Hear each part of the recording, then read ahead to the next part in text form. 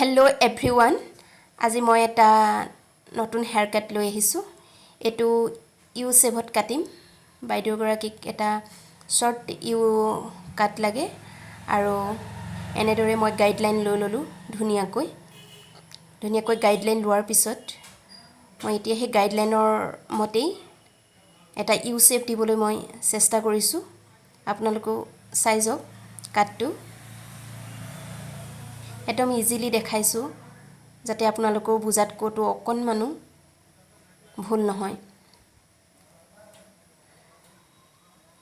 এনেকৈ ধুনিয়াকৈ মই এটা ইউ শেপ বৰ গাইডলাইনটো উলিয়াই ললো ধুনিয়াকৈ আৰু এতিয়া মই কমকৈ চুলিটো লৈ লৈছো। এনেকৈ কমকৈ চুলিটো লৈছো। পানী স্প্ৰে কৰিছো বাৰে যেহেতু মই চুলিখিনি ওয়াশ কৰাই লোৱা নাছিলো হেতু কাৰণে মই চুলিখিনি বাৰে পানী স্প্ৰে কৰি ধুনিয়াকৈ গাইডলাইন ডলৰ পুনে মই কাটি গৈছো। আপোনালোকে মন কৰিছে আৰু আপোনালোকেও ক্লিয়াৰলি গাইডলাইনটো দেখি গৈ আছে আৰু এনেদৰে মই ধুনিয়াকৈ স্প্ৰে কৰি লৈছো আৰু স্প্ৰে কৰি বাৰে কম কৰি লৈছো চুলিখিনি আৰু এনেকৈ মই গাইডলাইনৰ পুনে মই চুলিখিনি কাটি দিলো আৰু চুলি কাটোতে বাৰে আপোনালোকে চেক কৰিব। মই প্ৰতিটো ভিডিওতে কৈ যাও যে পানী স্প্ৰে কৰি কম কৰি বাৰে চেক কৰিব যাতে ভিতৰত মানে প্ৰায় চুলিবিলাক সোমাই থাকে কুস্কাই হওক বা কানৰ গুৰিত হওক প্ৰায় চুলিবিলাক সোমাই থাকে সেইকাৰণে বাৰে কম কৰিব লাগে।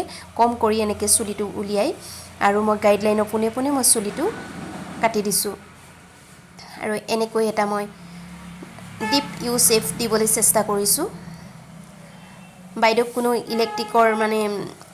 ইলেক্ট্ৰিকৰ বস্তু একো চুলিত লগাবলৈ মানা কৰিছে। ধৰক ডায়াৰে হওক ষ্ট্ৰেটনাৰে হওক তেওঁ হেবিলাকলৈ হেনো ভয় কৰে। গতিকে মই তেনেকুৱা একো ব্যৱহাৰ নকৰাকৈ মই চুলিখিনি কাটিবলৈ লৈছো। হেখলৈকে ভিডিওটো চাই যাব। খুব ধুনিয়াকৈ মই ক্লিয়াৰলি দেখাবলৈ চেষ্টা কৰিছো। এনেকৈ যদি সহজে আপোনালোকে কাটিব পাৰিব ইউ শেপত খুব ইজিলি মই দেখাইছো আৰু বাৰে চেক কৰি গৈছো বাৰে চেক কৰিছো।